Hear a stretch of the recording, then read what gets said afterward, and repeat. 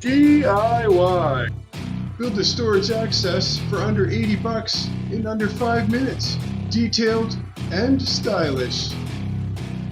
Materials and labor will be presented at the conclusion of this video.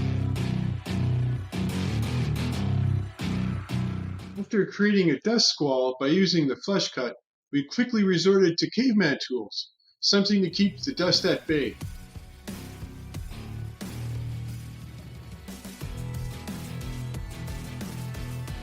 Take it easy when removing the drywall.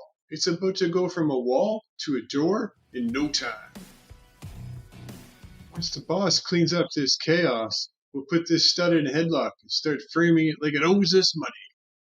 Notice 1.5 inches of drywall remains above the baseboard.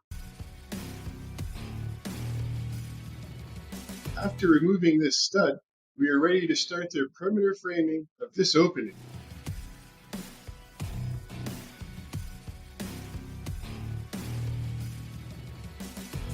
Make sure your framing is flush with the drywall, all the way around the opening.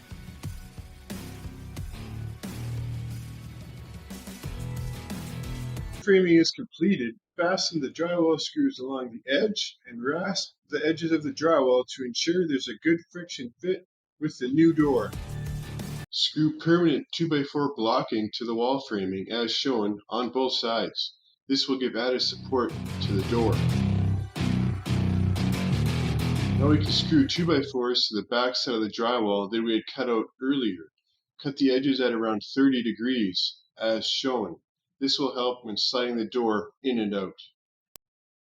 Rasp the drywall flush to the door. Now we will pre-cut our casing. Do not install it yet. We still need to apply adhesive and take a couple more measurements. Notice how I completed the casing. The bottom is in between the side pieces and the top overlaps the sides. You will need to measure to the center of the casing. The casing touching the door will be adhered and pinned with 23 gauge pins, and the side that touches the framing will be left untouched. Let's measure casing with the door sitting in place. We'll measure the header first. Measure the width of your door end to end. Now add the width of your casing to this measurement. Now for the sides. Measure from the baseboard up to the top of your door and minus half of the width of your casing from that measurement. This number will work for both sides. Now the bottom measurement will be the width of your door minus 3 inches. Now that your casing is cut, apply a bead of construction adhesive on the door side only.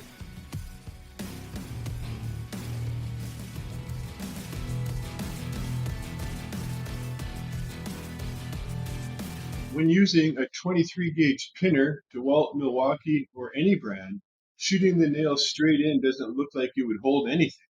So I like to shoot the pin in twice opposite angles in the exact same hole. Just change the angle of your gun. This increases the holding power dramatically and still only has one small hole to fill.